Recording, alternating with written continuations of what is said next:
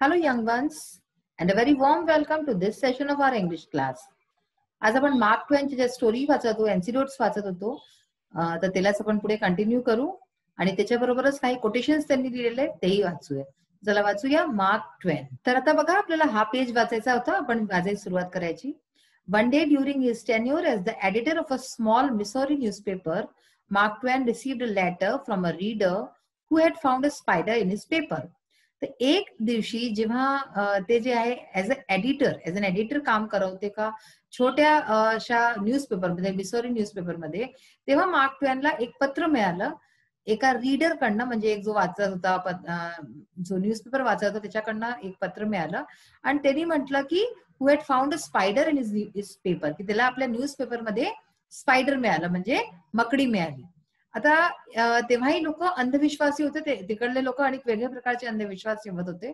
तर त्यांनी विचारलं, he wondered whether this portended good or bad luck. पोर्टेंटेडचा काय अर्थ झाला? इंडिकेटेड, फोरटोल्ड, म्हणजे की हे कसला साईन आहे, चांगल्या किंवा वाईट लकचा, म्हणजे की चांगलं भाग्याचा किंवा वाईट भाग्याचा. तर हे त्यांनी असं विचारलं. Finding a spider in your paper, ट्वेन रिप्लाय. तर ट्वेननी उत्तर दिला की तुम्हाला पेपरमध्ये एक स्पायडर मिळाला, म्हणजे मकडी मिळाली, is neither good luck nor bad. तर हे चांगलं किंवा वाईट कोणतंच अशा प्रकारचं लक नाहीये. The spider was merely looking over our paper to see which merchant was not advertising so that he could go to that store, spin his web across the door and lead a life of undisturbed peace ever afterward. तर त्यांनी अशा प्रकारे मजाक मध्ये म्हटलं की तुम्हाला जो पेपरवरती जो मकडी मिळाली त्यातनी काहीच चांगलं किंवा वाईट बॅड लकचा असं कोणतीच साईन नाहीये. तो फक्त हे पाहायला आमचा न्यूजपेपर वरती आला होता की कोणता असा व्यापारी आहे जो की आपला ऍडव्हर्टिजमेंट आमचा न्यूजपेपरमध्ये नाही देते, आणि मग तो तिथे त्याच्याकडे जाऊन त्याच्या दारावरती एक वेब बनवेले, वेब म्हणजे आपलं जाला बनवेले, आणि मग तिथे तो आरामाने अनडिस्टर्ब लाईफ आपली नंतरची झेल, म्हणजे की ज्यांनी हे तुम्हाला मी मागच्या सेशन मध्ये सांगितलं ते एक तीर से दो निशान टाईप आहे, की म्हणजे की त्यांनी काय केलं की एक तर जे लोक ऍडव्हर्टिजमेंट नाही देत त्यांच्याकरताही केलं, आणि दुसरं की हे जे अंधविश्वास होता ह्याच्यावरती लोकांना चा भरोसा न राहे हेही सांगितलं. Mark Twain's birth in November 1835 was heralded by the return of Halley's comet. तर जेव्हा त्यांचा बर्थ झाला होता नोव्हेंबर 1835 मध्ये, तर तेव्हा काय झालं होतं? रिटर्न ऑफ हॅलीज कॉमेट, धूमकेतू जो होता हॅलीचा तो आला होता. Twain, who often remarked upon this curiosity, came to think of himself and the comet as unaccountable freaks. तर ट्वेन जे आहे नेहमी आपल्या आणि या कॉमेटचं एक बरोबर म्हणजे एकाच वर्षी यायला ते म्हणतात की एक अनअकाउंटेबल फ्रीक्स सारखं, म्हणजे मानतात की हे काहीतरी ह्याच्यात रहस्य असेल, हे कॉस्मिकली लिंक, जे की कॉस्मिकली जे काही तार असे जुळलेले असतील. Having come in together he declared they would go out together. तर ते नेहमी असं म्हणायचे की आम्ही बरोबर आलो आहे तर आम्ही बरोबरच जाऊ. इन फॅक्ट ट्वेन हॅज प्रूव्हन राईट. आणि एक गोष्ट आहे की ट्वेन जी आहे ही गोष्ट जी म्हटली होती ती खरी पण सिद्ध झाली. On the night of his death in April 1910, April 1910 मध्ये जेव्हा त्यांची मृत्यू झाली, Halley's comet once again blaze through the sky. तेव्हा हा धूमकेतू जो होता हा परतसे तेव्हा दिसला होता. आता बघा सम कोटेशन्स. आता कोटेशन्स आहेत काही छान छान त्यांनी लिहिलेले आहे. April fools day, this is the day upon which we are reminded of what we are on the other 364. तर एप्रिल फूल्स डे तुम्हाला पता आहे 1 एप्रिलला मनवला जातो, आणि या दिवशी म्हणतात की दिस इज की हा तो दिवस आहे जेव्हा आम्हाला हे आम्ही लक्षात करतो की what we are on the other 364, की आम्ही बाकीच्या 364 दिवस आपण काय आहोत. A man can not be comfortable without his own approval. जेव्हापर्यंत आपण स्वतः अप्रूव्ह नाही करू आपण कम्फर्टेबल, आरामदायक नाही राहू. A person with a new idea is a crank until the idea succeed. असे खूप सारे याच्यात मस्तपैकी जे आहे हे दिलेले आहेत सगळे कोटेशन्स. हे मी एकदा वाचून घेते सगळे, याचा अर्थही म्हणजे काही काही जे महत्वपूर्ण असतील मी सांगत चालेल. A person with a new idea is a crank until the idea succeeds. एका व्यक्तीला जर कोणता नवीन आयडिया येतो तर तो मूर्ख असतो जिथवरी त्याचा आयडिया जो आहे तो सक्सीड नाही होऊन जात. जे त्यांनी सोचलंय ते लोकांना बहुत वेळाने समजतं. Age is an issue of mind over matter.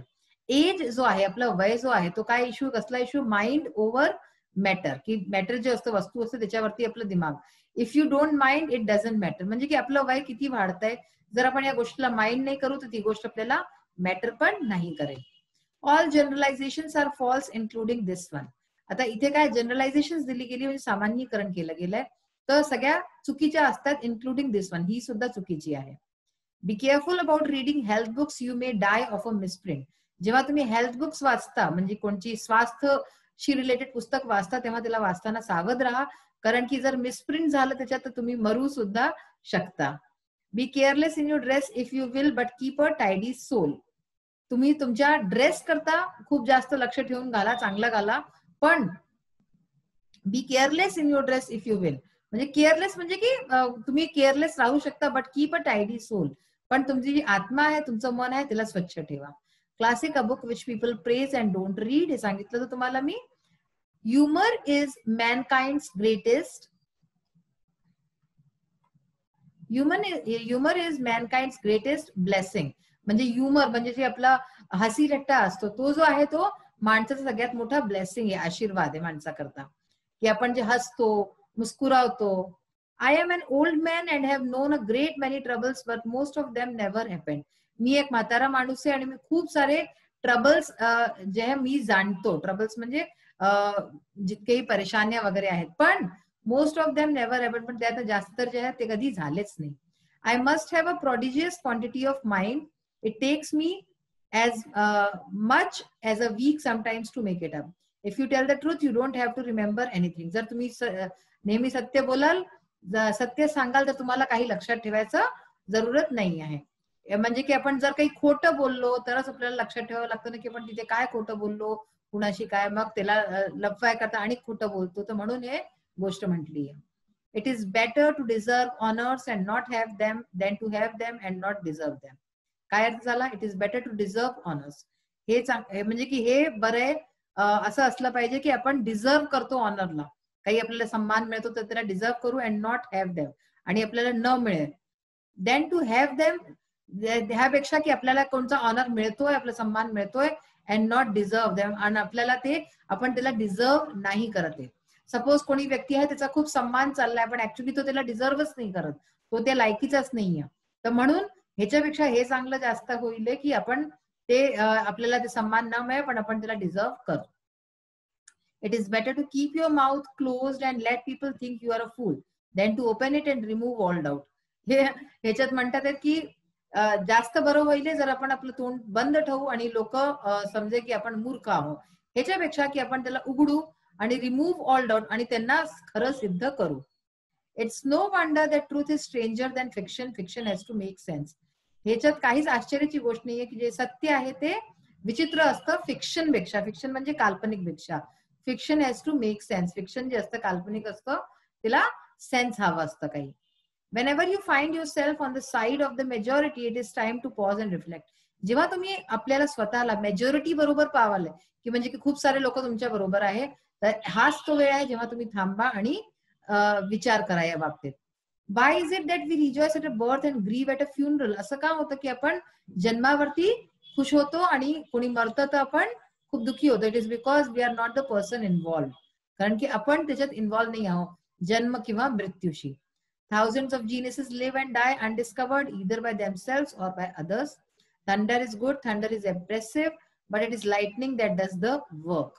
म्हणजे की थंडर जो असतो तो खूप, जेव्हा आवाज होते, बिजली कडकते, तेव्हा ते आवाज जी असते ती खूप चांगलं वाटतं आणि तो खूप इम्प्रेसिव्ह असतो. पण लाइटनिंग जी बिजली असते ऍक्च्युअल काम तर तेच करतं. When I was younger, I could remember anything whether it happened or not. जेव्हा मी यंग होतो म्हणजे की लहान होतो वयाने, तेव्हा मला सगळं काही आठवण राहत होतो, ते झालं असे, घडलं असे की नाही. When your friends begin to flatter you on how young you look, जेव्हा तुमचे मित्र तुम्हाला हे म्हणू लागे आणि चांगलं तुमची तारीफ करू लागे की तुम्ही किती यंग दिसता, किती जवान दिसता, it's a sure sign you are getting old. तर नक्कीच तुम्ही जे आहे म्हातारे होत आहात, हे ह्याची साईन आहे. तर अशा प्रकारे पाहिलं तुम्ही किती मजेदार हे सगळे एन्सिडोट्स आणि कोटेशन्स होते जे आपण वाचले. आता बघा लँग्वेज स्टडी आपण आज सुरुवात करूया थोडीशी. Many actions involve two people things, one that performs the action and one that is affected by the action. म्हणजे काही ऍक्शन्स असे असतात, काही गोष्टी अशा असतात ज्याच्यात की दोन लोक इन्व्हॉल्व्ह असतात, एक जे काम करतं आणि दुसऱ्या ज्याच्यावरती इफेक्ट होतो. Example, Sonali ate the mango, जसं की सोनाली एट द मँगो, सोनालीने मँगो खाल्ला.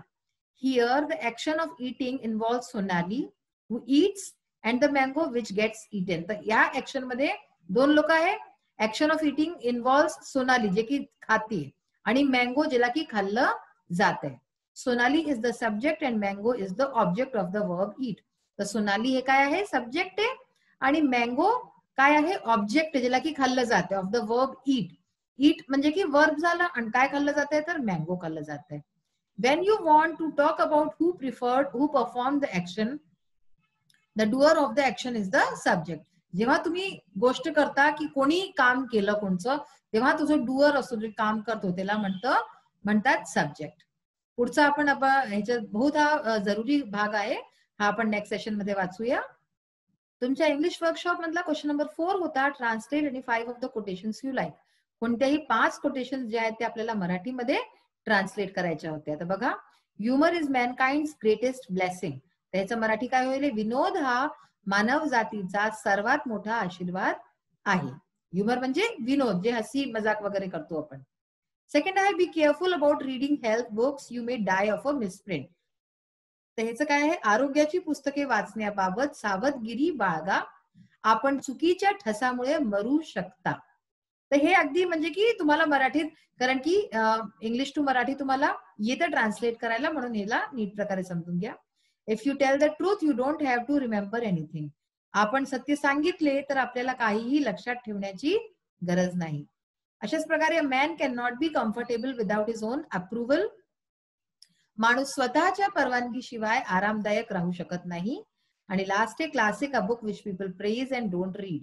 म्हणजे क्लासिक एक पुस्तक ज्याची लोक प्रशंसा करतात आणि वाचत नाही. तर हे आपण ट्रान्सलेशन मध्ये पाहिलं.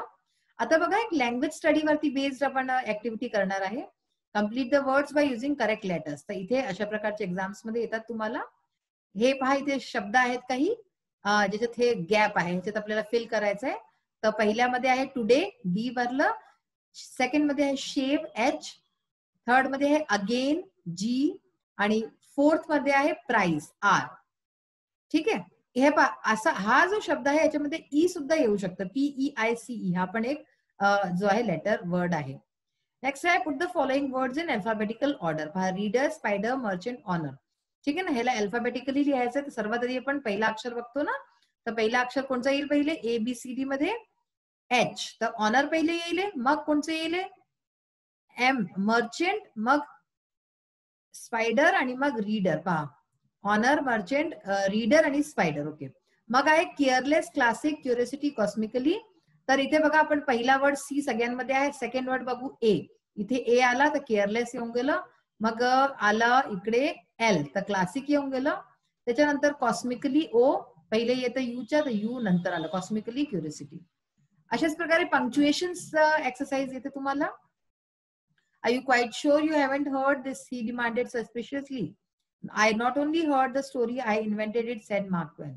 बघा, जेव्हा सेंटेन्स मध्ये कोणतं सेड किंवा अशा प्रकारचं येतं, म्हणजे कोणी म्हटलेलं वाक्य आहे त्याचं, तर मग काय होतं, डायरेक्ट स्पीच ज्याला म्हणतो आपण.